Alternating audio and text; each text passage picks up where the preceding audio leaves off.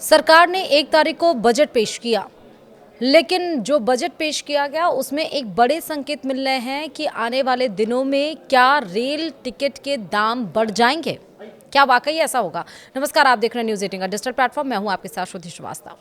वित्त मंत्री निर्मला सीतारमण ने 9वीं बार देश का यूनियन बजट पेश किया। केंद्रीय वित्त मंत्री ने अपने करीब 1.5 घंटे के भाषण में कई सारे ऐलान किए।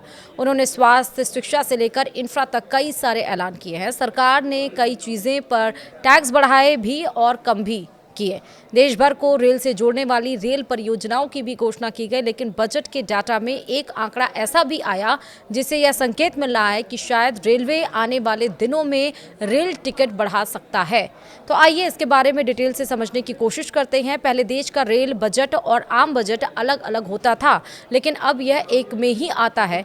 रेलवे को बजट का सहोदर माना जाता है। इस बार भी रेलवे के साथ साथ इंफ्रा को कुल कैपेक्स का करीब 47% बजट दिया गया है।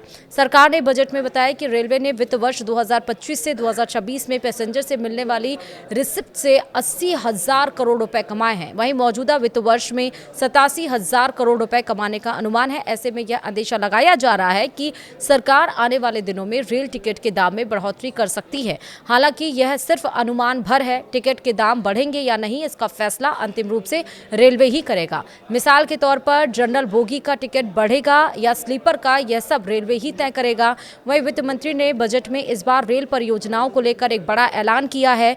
देश में 7 नए हाई स्पीड रेल कॉरिडोर बनाए जाएंगे। वित्त मंत्री निर्मला सीतारमण ने रविवार को इसकी जानकारी दी। उनका कहना है कि इन रेल कॉरिडोरों से देश के अलग अलग आर्थिक और सांस्कृतिक केंद्रों के बीच यात्रा आसान होगी। बजट में बताया गया है कि हाई स्पीड रेल कॉरिडोर के जरिए कई शहर एक दूसरे से जुड़ेंगे और इसका उद्देश्य बड़े शहरों को औद्योगिक इलाकों और धार्मिक शहरों से जोड़ना है। वहीं बजट में जिन 7 हाई स्पीड रेल कॉरिडोरों की घोषणा की गई है, उनमें देश के प्रमुख शहर और महानगर शामिल हैं। इन कॉरिडोरों के जरिए मुंबई, पुणे, हैदराबाद, बेंगलुरु, चेन्नई, दिल्ली, वाराणसी और सिलीगुड़ी को जोड़ा जाएगा।